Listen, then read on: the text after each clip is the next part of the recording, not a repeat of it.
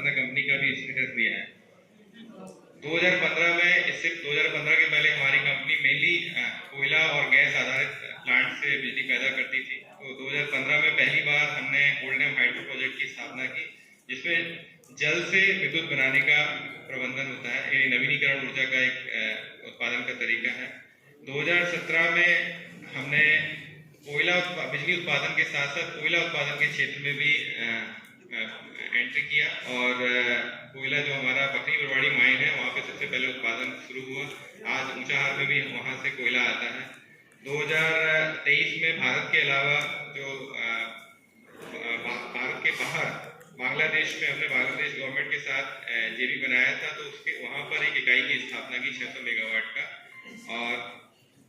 और विगत वर्ष 2024 में अभी तक हम लोग मेनली नवीनीकरण और कोयला और गैस आधारित बिजली उत्पादन में से शामिल थे। इसके बाद हम लोग पिछले साल हमने एक अणुशक्ति विद्युत निगम लिमिटेड बनाया है, जो नाभिकीय ऊर्जा के क्षेत्र में भी बिजली उत्पादन करेगा भविष्य में। और जैसा कि आप सभी को पता है, NGEL जो NTPC की सब्सिडरी है, उसका बहुत अच्छा शेयर मार्केट में लिस्टिंग हुआ है। तो ये भी हमारा पिछले वर्ष काफ़ी बड़ा अचीवमेंट रहा है। जैसा कि आप देख सकते हैं कि NTPC की जितनी भी इकाइयाँ हैं वो किसी एक राज्य में नहीं बल्कि पूरे भारत में फैली हुई हैं, और अभी तक हमने 76 प्लस गीगावाट की इकाइयाँ पूरे भारत में लगाई हुई हैं।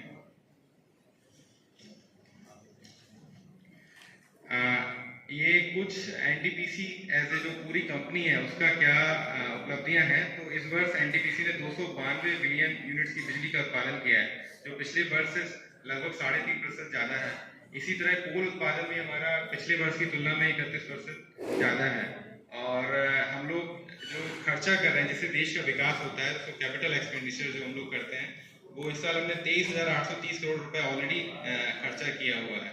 तो जिससे हमारे देश की जो आर्थिक प्रगति है वो काफ़ी आगे बढ़ती है। और जैसा कि आप पिछले वर्ष हमने 3,600 मेगावाट की कोल आधारित क्षमताओं का अपने NTPC कंपनी के पूरे पोर्टफोलियो में शामिल किया है, जिसमें तेलंगाना है, बांग्लादेश की यूनिट है, देनांता सोलर है, नॉर्थ करनपुरा की यूनिट है, बाड़वन है, और पवन ऊर्जा से भी एक 50 मेगावाट का प्लांट हमने लगाया है, जो दयापार राजस्थान में गुजरात में है।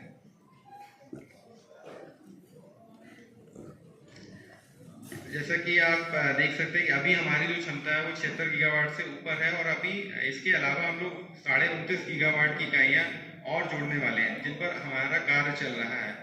और इसके अलावा नवीनीकरण ऊर्जा के क्षेत्र में हम 60 गीगावाट की इकाइयाँ 2025 तक और जोड़ेंगे अपने पोर्टफोलियो में।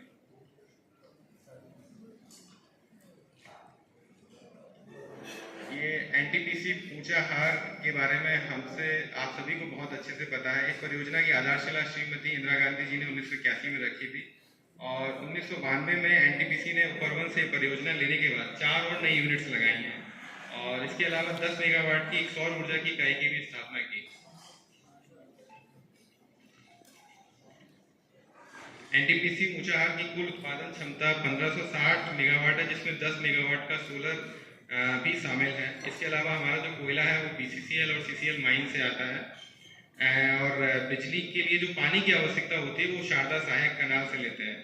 और हमारी बिजली मुख्य तौर पर उत्तर प्रदेश राज्य को दी जाती है। इसके अलावा बाकी के राज्य को भी हमारी बिजली जाती है, जैसे पंजाब, उत्तराखंड, दिल्ली, राजस्थान, जम्मू एंड कश्मीर, बट मुख्य तौर पर उत्तर प्रदेश राज्य को ही बिजली दी जाती है। ये हमारे स्टेशन का जो इसके पहले मैंने जो जनरेशन के बारे में, जो बिजली उत्पादन के बारे में NTPC के लेवल पे बताया था, ये स्टेशन ऊंचाहार NTPC ऊंचाहार का जो मेजर हाईलाइट्स है बिजली उत्पादन के क्षेत्र में। तो हमने इस वर्ष में अभी तक दिसंबर तक 7,309 मिलियन यूनिट्स पावर जनरेट किया है, और हमारा जो PLF है वो 71.45% रहा है, जो भारत के एवरेज से काफ़ी ऊपर है। और हमारी घोषित क्षमता जो 91.64 है 64 है, जबकि 85% हमारा जो टारगेट रहता है उससे काफ़ी ऊपर रहती है।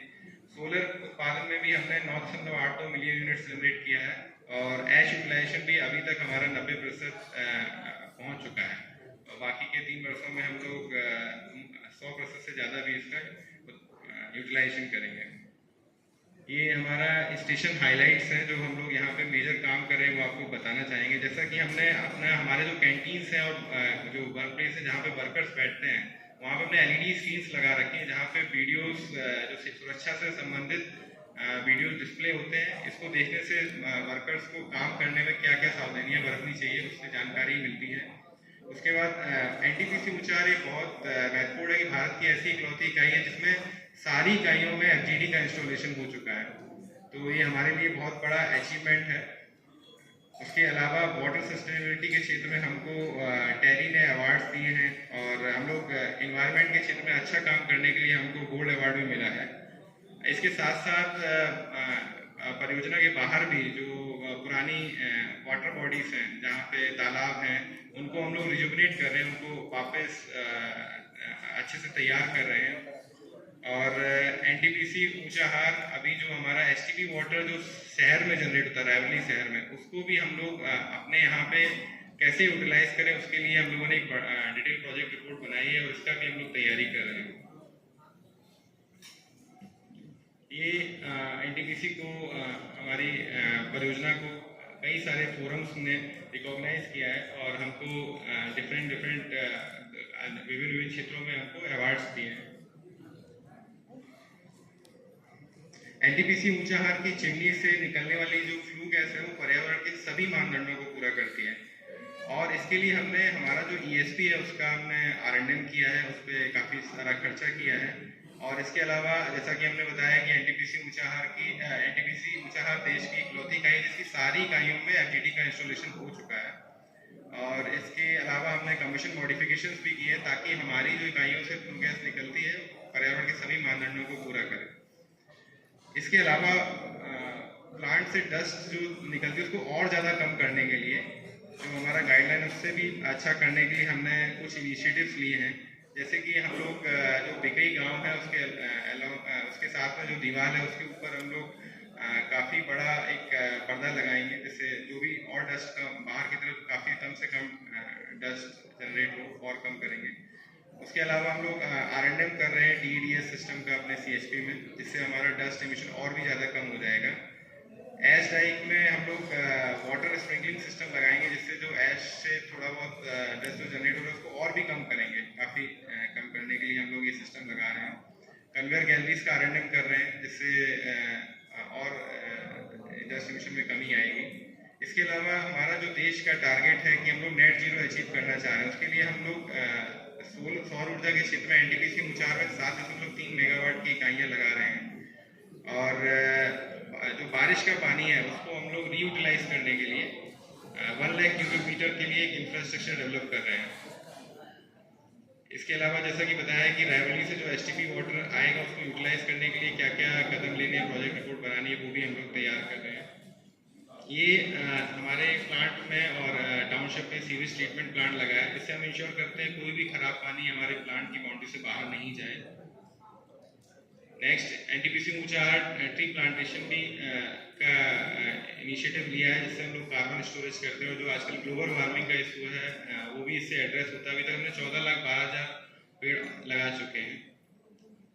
और ये जो एग्जाम्पल जैसे पहले बताया था कि हमारे पास में जो बिकई में पॉन्ड है, तालाब है, उसका पुराना जो दृश्य था और जो हमने जो काम किया उसके बाद जो चेंज हुआ है वो इसमें दिखाया गया है। Thank you. Now I request Sneha ma'am to kindly present CSR.